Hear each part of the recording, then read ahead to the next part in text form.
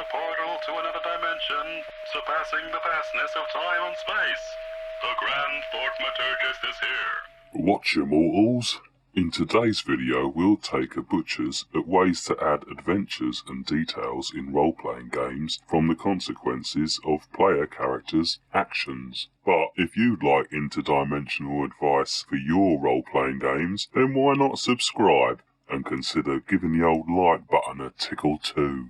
Personally, I find that adding consequences to your players' actions in your games can add a greater degree of continuity and can be a relatively easy tool to create further adventures from those. It's a way of creating a more realistic and immersive game as your party of characters moves about your world or worlds. It's only natural for groups of player characters to create ripples wherever they go, some larger than others, and in some cases enormous splashes rather than ripples, and those ripples can then extend beyond your player characters' immediate area of influence to the wider world, perhaps eventually working their way back to the party. For this video, I'll be taking a gander at consequences from 3 different angles. The consequences of victory, the consequences of defeat, and the consequences of your party just being. So things to consider when it comes to creating consequences from your player character's victories are things such as, who is it your player character's defeated? Perhaps your player's anarchic coterie of vampires defeated a rival pack of bloodsuckers and have cleared the area of competition, and from that there could be things to consider as a consequence. Did that rival pack have any allies or friends who might not be very happy with your player characters taking them out? This could lead, later on down the line, to your party's characters being ambushed by friends of those they defeated seeking vengeance. Maybe by taking out those troublesome leeches, they've gone and gained a bit of a reputation. Maybe word will spread. That only really applies if they were witnessed, but there could always be someone investigating the crime scene who may come across evidence of your player characters being there.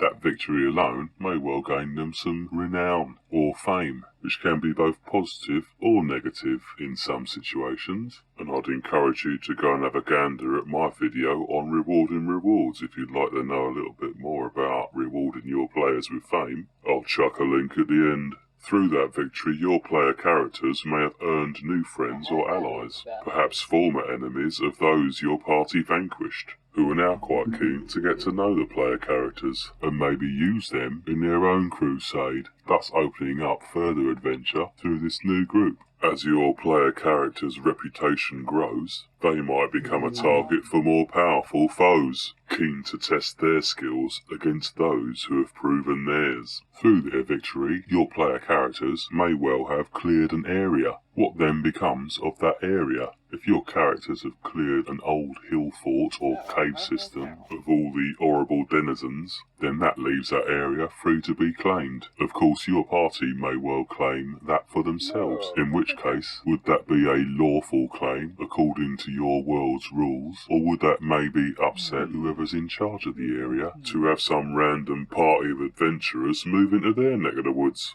Perhaps unbeknownst to your party, those space pirates and raiders that they have cleared from that asteroid field were in fact acting as a buffer for an aggressive and violent alien species, and after clearing that asteroid field of those pirates and raiders, it's opened up the opportunity for that alien species to expand their territory, creating further problems for that system. Or perhaps that crypt that your party has cleared has now become an easy target for the horrible creatures that live below it, and now there is room for them to expand their own territory into the higher levels of that dungeon, thus becoming a new danger for those innocents nearby.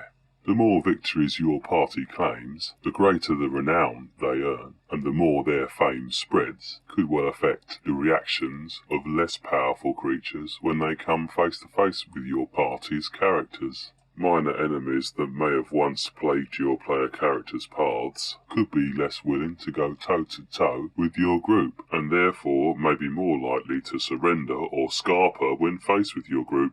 The consequences of defeat for your group can also be many. Aside from the most final consequence of defeat for your player characters, which is death, that could well be a likelihood if your players are stubborn. There are many consequences that can be used from such defeats. If your party has been forced to flee, for instance, then they may well then be hunted by those that defeated them. This could create an interesting situation where your party is desperately seeking to outpace and outmaneuver a more superior foe, or perhaps your players may wish to turn the tables and seek to gain a victory, and this could potentially open up a game of cat and mouse as your party tries to outwit their pursuers and gain small victories while conducting their retreat. That could make quite a tale. Another consequence of defeat is that the player characters could be captured, though this can be a hard action to pull off, as many players are unwilling to have their player characters captured, and that then risks that being faced with capture, your players may well opt for death over capture. But if somehow your player characters are indeed captured, that then opens up the opportunity to potentially explore the incarceration and escape of your group from their captors. A prison break situation can be immense fun, but I would advise that such a scenario remain relatively short, as being imprisoned can become exceedingly frustrating for your group of players if they do not find it fun. So I would only recommend using such a situation if it suits your group and your game. Whereas defeating foes may gain your party reputation and renown, being defeated may well affect their standing in the world they are within. If, for instance, your player characters have earned titles or ranks, then continued defeat may well put those in jeopardy, which may well steer your players to seek greater victories to re-earn their renown. If continued defeats occur, then perhaps that could open up the opportunity of your player characters being approached by what was traditionally their enemy. Maybe they then want to employ your player characters to work with them. Your "if you can't beat them, join them" phrase comes to mind.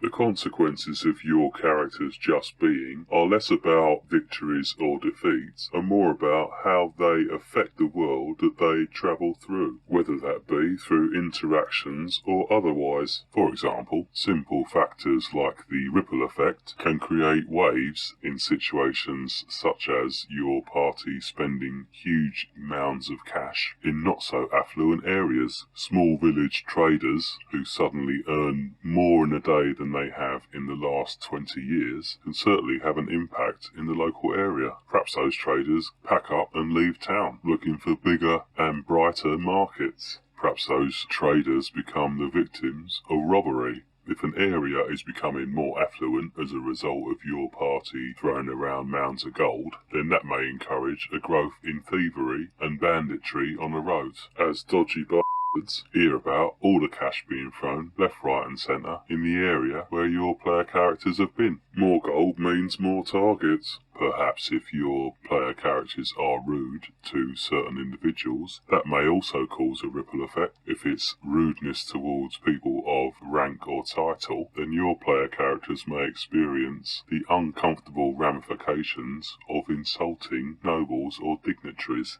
Word may spread, and other members of the aristocracy may react more negatively or even be openly hostile to the player characters when they first meet. Perhaps all the best traders will suddenly not be so keen to accommodate your group in their shops. Nobles and dignitaries may well apply pressure to those friends and contacts of your group just through association, therefore reducing your reputation within that faction. The opposite of your player characters being polite and respectful may well earn them good stead wherever they go. Higher-ranking officials that take a liking to your group could be more forgiving of your player characters' actions, could wave the party through lengthy bureaucratic requirements, and open doors to their own contacts and allies for the player characters to access. As your party moves around your world, they may decide not to partake in some of the adventures that you have presented towards them. In doing so, what then happens to those adventures? If a party refused to escort a caravan of goods, will that caravan then be robbed? Will an escort adventure effectively evolve into a rescue adventure? Perhaps your player characters will be approached to find that missing caravan and retrieve those goods. If again, they refuse to take part in the liberation of those goods, perhaps the bandits that robbed that caravan will then fence those goods and gain in power, more likely to attract further horrible bastards to their calls, who see how successful they are becoming. The bandit problem may well grow the more it is ignored. Suddenly then, your players may not be able to get hold of things that they need, such as lamp oil or other supplies, as trade routes become more of a target for the growing army of bandits in the countryside. Eventually, this sort of situation could grow out of hand, to a point where bandits are attacking villages and towns and perhaps embedding themselves into the power structure of the area. Maybe if your party refuses such adventures, it simply leads to rival adventuring parties entering the area willing to take the jobs that your player characters were not. Your party may find they have competition when it comes to certain adventures later on, and maybe it's not just their songs that they hear sung at the taverns. Their fame and renown could then be under pressure from this rival group of adventurers. What then would your party do to gain greater favour with the local population and powers? So as you can see from just these few examples, there are plenty of ways that consequences of your player character's actions could lead to further adventure and interesting situations for those player characters. But there is a bit of a danger of overusing consequences, as the more you employ consequences, especially negative consequences, the more paranoid your party may become as to what may occur from their player character's actions. So it's worth bearing in mind to use consequences sparingly. We don't really want players to feel apprehensive on making decisions, as decisions help make the game go forward. So I say let players make bad choices on occasion without it coming back to bite them in the But in some instances it could be amusing to haunt parties with consequences of their actions, and it certainly makes the world you're running seem far more alive, in that it would appear that life continues on outside of the player character's immediate sphere of influence. A method that I use to make creating consequences easier for me is to jot down quick notes throughout and more detailed notes at the end of each gaming session, so then I can take the butchers at where I can add a little bit of consequence from the actions performed by my player characters. So there we are, thanks for watching. Let me know in the comments below if you've ever used consequences in your role-playing games. Be sure to subscribe and hit the like button if you enjoyed this video. Head over and watch our video on rewarding rewards if you'd like to know more about using fame in your role-playing games. It will appear just on the left-hand side in a few seconds. But as a little thank you for viewing to the end of this video, here's a little poem that I made up called The Consequences. Have a listen. There once was a fine and fair minstrel, who was indeed a very saucy fellow. Ere he went, he doffed his cap, and invited fair maidens upon his lap.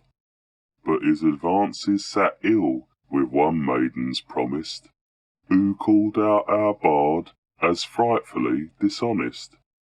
A fight ensued, and the minstrel did win, but the very next day there came such a din, when the smith turned up, the promised's employer, demanding the reason he was lacking a porter. At the very same moment, causing a fluster, screaming dishonour, it was the girl's father. I demand a marriage to remove her besmirchment, for who will now wed this girl of a merchant? And then too the maiden approached him, her bags were packed, and her garb was for travelling. She pleaded to join him on his travels afar, but the bard noticed the back door was ajar, and taking the moment he pulled on his cap, leapt through the door and ran down the track. And for some time after, as a show of penance, our saucy young bard kept it in his pants.